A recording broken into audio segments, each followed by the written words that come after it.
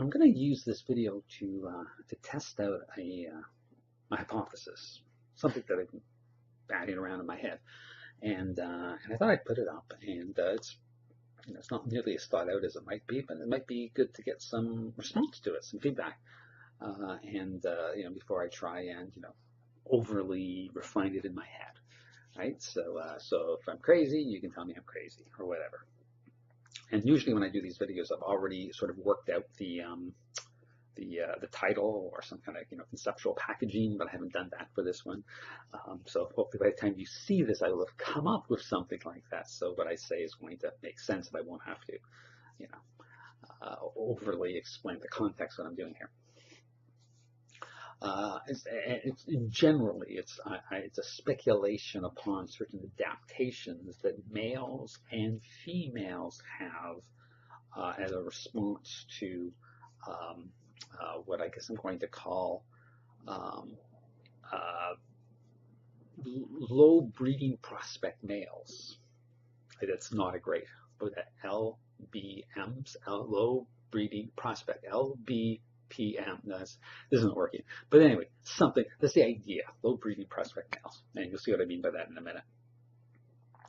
Before I get into that, though, I just want to add a couple caveats, qualifications, things that those who know me, follow my videos, will know are true. But in case anyone's new to this, a couple of points.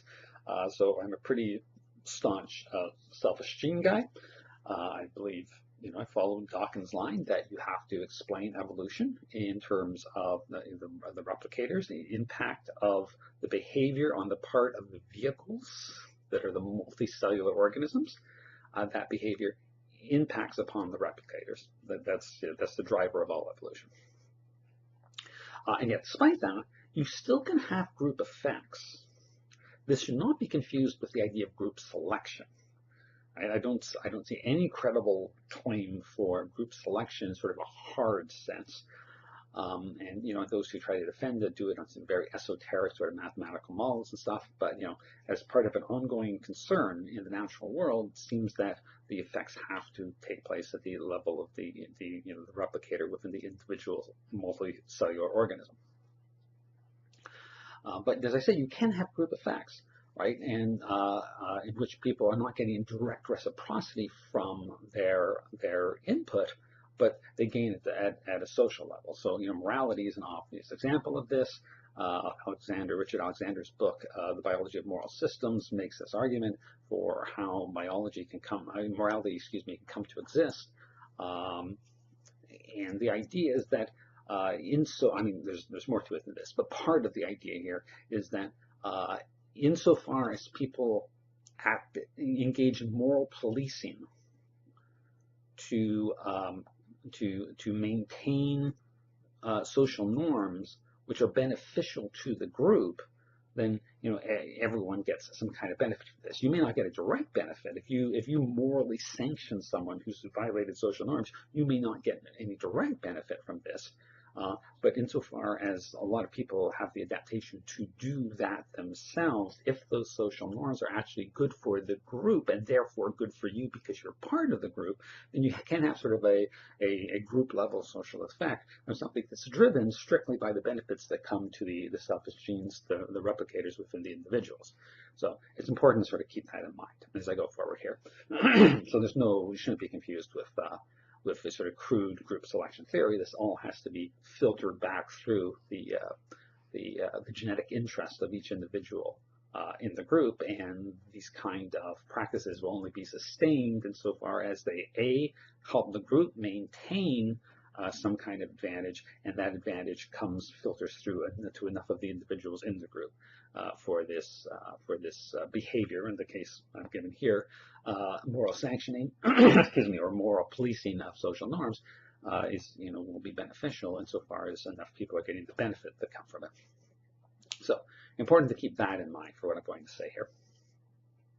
So the idea then is that I've been wondering about a certain element of mating behavior that doesn't get talked about very much, as far as I can see anyways. Facts on the ground. There's a number of articles published, a number of published research studies that indicate that women are more sympathetic to or more accepting of both male homosexuality and transgenderism than are men. And one of the interesting elements here is this specifically as it relates to male homosexuality, because there apparently is several articles, and I'll put a list of I found like half a dozen articles or so that that make these claims. So I'll put the links below if you want to check them out. But a number of them make the point that there doesn't seem to be any difference around lesbianism. Males and females, and we're talking about heterosexuals. When I say males and females, I'm talking about heterosexuals here, right? So if I don't say heterosexual, then I mean heterosexual, right?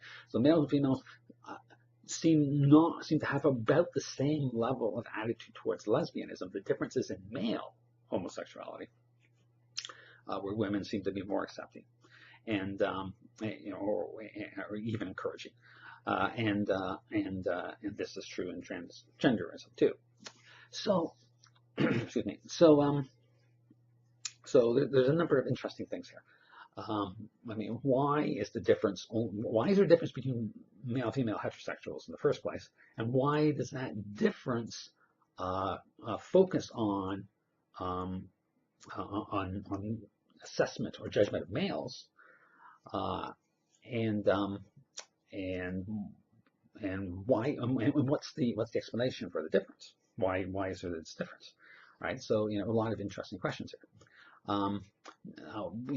Possible explanations for the difference would be, for instance, things like big five personality traits.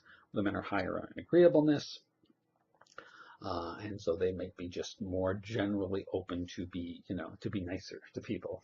Right? So that's a possibility. And some of these articles that do the study speculate on other kinds, socially constructed type effects, social construction of masculinity, role of religion, all these kind of things. These all, to me, though, are approximate explanations, which are fine and may have some truth in them. But from an evolutionary perspective, we want to get to the ultimate explanation. We want to get to an explanation that's rooted in evolutionary dynamics. So my speculation is something along these lines. Excuse me. If we think of this, we do sort of the thought experiment on this. From the perspective of the selfish genes of women, it would be suboptimal to mate or attempt to mate with males who were not high prospect breeders, right? And there can be two dimensions to this. First of all, if you get involved, and my suggestion is that homosexual males and males who want to become females are going to be low prospect maters. This is not to say they can't have children at all, but they're probably going to have fewer children because either their sexual interest is directed away from women, or that they want to be a woman themselves, and the more well, anyways, no, forget that. I leave that. So the evolution happens, on in marginal advantages over multiple generations, right? So you don't have to have a huge difference in the production of offspring for this to be, in the long run, a less successful strategy. And insofar as these tendencies to low mating prospects or low breeding prospects on the part of males, insofar as those are explained genetically, okay? And I understand that in the case of homosexuality and transgenderism, I know there's a lot of dispute, a lot of uncertainty about to what degree this stuff is genetic. Like I know one of the explanations for or theories for the explanation of homosexuality is that there is no gay gene at all, that it's a consequence of hormones building up in the uterus, I think, and after subsequent pregnancies. I won't go into the details of this, right? But it's just like, I understand that there isn't necessarily a gene for these things, but the idea, if there is a gene, or a gene in quotation marks, right? If there's an adaptation on the part of women to try and select against males who are feminized, or have low levels of the testosterone, who are not going to be reliable breeding mates. If women have adaptations to avoid such men as potential mates, because they can have genetic qualities that could be then passed on to the children. So the women want to avoid we're talking about the selfish gene wants, right? And women aren't necessarily conscious of these things, right? The selfish gene in the females wants to avoid males who are not sufficiently masculinized in whatever way or whatever you mean by that, because of the potential that it can be passed on genetically to the children and reduce the reproductive prospects of the selfish genes within the females. If they have adaptations to avoid that, then whether or not male homosexuality is genetic, or male transgenderism is genetic or not, these behaviors could become cues that trigger the adaptation, the mechanism of the adaptation, and lead women to sort of treat them too as males who are not going to be sufficiently masculine, both for immediate mating purposes, and if they do have a genetic disposition that underpins these behaviors or attitudes, the danger that it can be passed on to the children, the sons, who then would not be sufficiently enough maters for the success of the female's selfish genes going forward. Right? So it seems like a perfectly reasonable prospect that they would have such an adaptation. Now, what I'm thinking here is that one thing I'm thinking of, just thinking maybe I'll call this something like the inverse peacock tail effect, right? So the idea, the famous story about the peacock's tail is that that is related to sexual selection and handicap principle, and the idea that the peacocks have these big beautiful tails, which the peahens are attracted to, but at the same time it puts the peacock into danger, because predators can also see this tail. And so the ones who survive the predators to arrive at the mating opportunity with the females have to have really good genes in terms of predator survival type genes. Right? So the idea is that the tail is kind of an advertisement, making public, in quotation, public in the world of peacocks, making public the good genes. So what I'm suggesting here is there might be a kind of reverse effect of that among males. Now there are things that parallel that in terms of high testosterone men and certain qualities they have, body shape, facial structure, and so forth. But there can also be I'm wondering if there might be a reverse effect of this. So the idea here is that to the degree that females can get low breeding prospect males to publicly identify, it reduces the possibility that those women may accidentally end up mating with these low breeding prospect males and possibly passing those genes on to their own male offspring. So if this were true, then there would be from from the perspective of genetic interest, from the perspective of the selfish gene, there would be a motivation, an incentive to encourage any males who were insufficiently masculine in terms of breeding prospects to self-identify so that these men can be sort of branched out, sort of, what's the term I want? Sort of bracketed off to the side as sort of like, nice, good friend, we can do our nails together, but I'm not going to mate with them, right? So there would be an incentive among females to encourage males who are low breeding prospects, who's aren't sufficiently identified as masculine, or aren't sufficiently motivated to take the male role in the mating process. It would be in female interest that these men self-identify. Like the peacock's tail, right? But the reverse, like the peacock's tail says good genes, this would be saying bad genes, right? Bad genes in terms of, I don't want my sons, speaking as the selfish gene of the female, I don't want my sons to not be breeders because then my genes die out, right? The selfish gene, will die out. If my female multicellular organism that I'm in mates with males who are going to give genes to my son who are not going to lead them to not be effective breeders.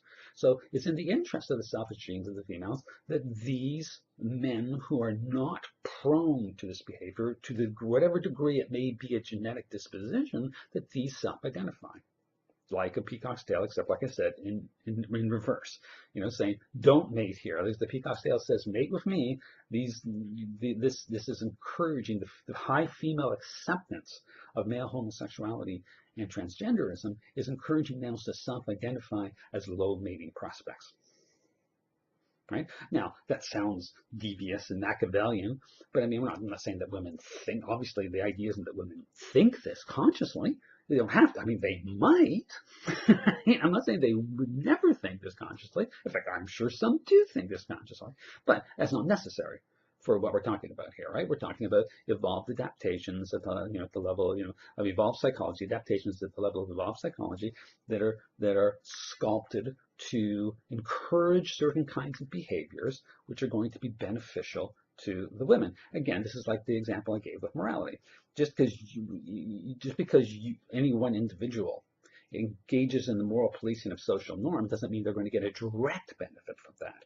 But they get an ambient benefit from that in the group if enough people are doing it, because the social norms are being reinforced sufficiently and you benefit from it. Same kind of thing here, right? It doesn't mean any one woman directly benefits by encouraging men to be homosexuals if that's what they're inclined to do, or to change their gender, if that, you know what I mean by that, right? To take on the lifestyle appearance of a female if that's what they're inclined to do, because they're it's better to not mate with them. So no one woman necessarily benefits from this accepting behavior, but if enough women do it, enough men feel safe to make these changes, to make public these dispositions, and therefore aid the women indirectly as identifying these men as not good mating partners. Because to the degree that this thing is suppressed, as it has been at other times in history, right, where homosexuality was a crime, or led to social ostracization, and the same as sort of men acting like women, sort of transgender thing. But that's the gender thing's a little different. But certainly in the case of homosexuality, I mean, or any of these kinds of low resonance masculine behaviors, if they're being suppressed, then the women may end up mating these people not knowing that they have, right? And this is, a classic sort of tragic story of the woman who finds out that her husband is, homosexual or sleeping with men, or sort of thing, right? But, he sort of had to get married because this was the, the social expectation. To the degree that these men don't have to pretend to have interest in being males in this sort of breeding, mating sense, the degree they don't have to do that, then women are going to be less subject to the potential errors of mating with somebody who is like that. So there's a benefit to women by encouraging males to make public their low breeding prospects, if in fact that's the case. In fact, they don't strongly identify as males in for sort of a mating context. So I think that's interesting. I don't know. I mean, maybe people have said this before. I've never come across anyone saying this. Certainly, the articles that I looked at, no one made any reference to this, unless I skimmed them too much and didn't read them closely enough. But I don't think anyone was making this argument in any of those articles. But then there's another question that comes to this, which is kind of a sort of parallel male dimension. Again, talking here about heterosexual males now, in terms of responses to this thing. So you might say, I can understand why women are, because of the whole explanation I just gave. You can say, oh, well, I understand why women would be encouraging of these men to sort of self-declare themselves as out of the game, so I don't have to, risk making mistakes and passing bad genes onto my children, right? But why would heterosexual men be less supportive? Right? Because, I mean, you can see the argument to say that, well, the more men who take themselves out of the game, the better for the men who are still in the game. Right? I mean, if, I'm a heterosexual male and there's a whole lot of competition, I'm trying to, get the best mates or whatever, and there's all this competition, right? And women may be attracted to other guys, not me, but the more men who self-select themselves out of the game, the fewer there are competing, therefore my options improve. So shouldn't males also, heterosexual males, also encourage this sort of self-selection out of the game of low breeding prospect males? On the face of it, that would seem to make sense. But here's an interesting thing, and let me just look this up here. Hold on a second. This is an article. I'm going to say famous article. I don't know if famous is the right word, but it's an article that I've heard reference to in the past, and I just, as part of the research I was doing for this video, I looked it up, and I can here. Okay, that's funny. It's giving me a paywall now. Just try. Maybe I clicked in the wrong place. Coming. I think it's coming. Hold on. Don't go away. It's taking a long time. All right, so this is an article by, let's see, Henry Adams, Lester Wright, and Bethany Lohr, I think it is, in the Journal of Abnormal Psychology, 1996, and it's called "Is Homophobia Associated with Homosexual Arousal?"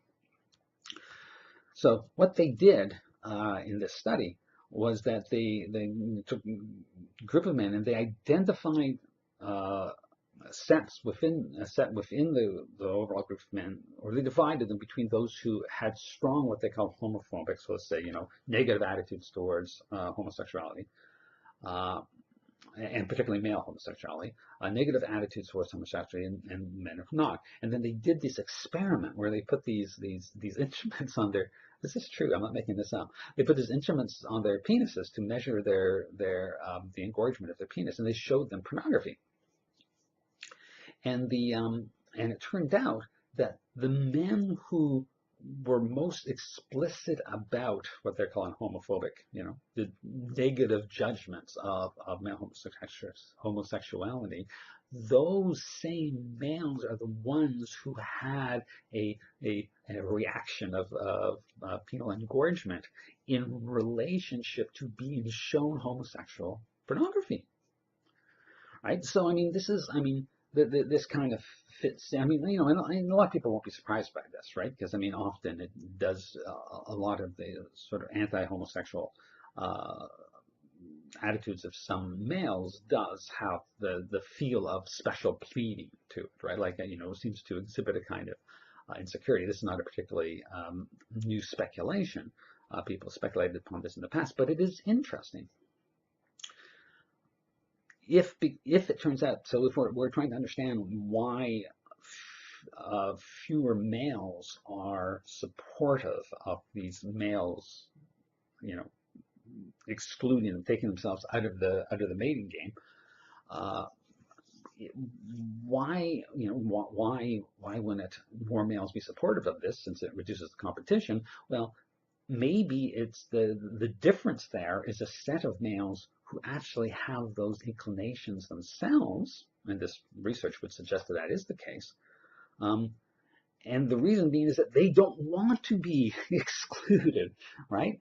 They, they understand that if they're identified as transgender or as, homosexual, then they will be by women, and to the degree that becomes public knowledge, they will be excluded from the mating pool. They will not be considered serious partners, and they don't want to. They don't want to go there, right? So again, we're not talking about conscious decisions or conscious choices, so that could be the case, in terms of what's generating the behavior. But we're just talking about adaptations, kind of like arms race type stuff. So to the degree that females have adaptation for bracketing off low breeding prospect males, whether they're homosexual or transgender or whatever, whatever kind of label you want to use for it, and to whatever degree it is or isn't genetic, because if it is genetic at all, the adaptation will be fueled, right, by those who have the adaptation to not mate with such males. Even if there's category errors being made, right? Even if it turns out homosexuality isn't genetic, if the behavior is such a behavior that you would find in males who do have a genetic disposition to behave in such ways, and it's passed on to the children, then you can have a category error, but still better to err on the side of better false positives than false negatives, right? From the perspective of selfish genes. So if females are acting this way, then males who have any kind of disposition towards this kind of behavior that they know could get them bracketed off as low breeding prospects, then they're going to want to hide it, and they're going to want to distract attention from it, right? They're going to want to give the impression that if anybody is subject to such categorization, they're not, because they detest those people, right? And this kind of thing, right? So that makes perfect sense too, right? As sort of as an evolutionary adaptation in response. If we have this female adaptation for bracketing off low prospect, suboptimal masculinity, low breeding prospect males who have inclinations in that direction, but not so far that they want to pursue that as a form of self-realization and want to stay in the mating game, are going to want to deny that they have such inclinations, and therefore resist the possibility of being bracketed off in this place where they don't want to be bracketed off as low mating prospects. So these both the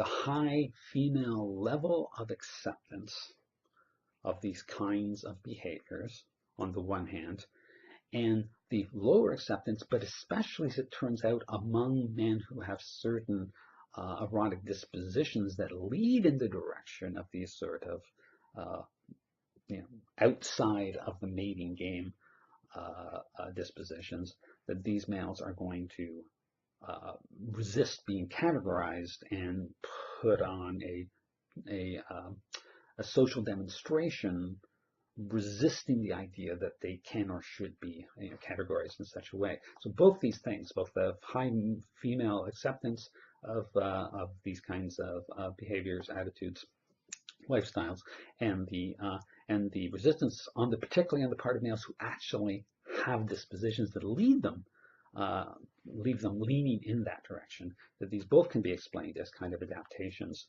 to ways in which we're sort of negotiating the terms by which mating pools are being established on both sides of the mating equation.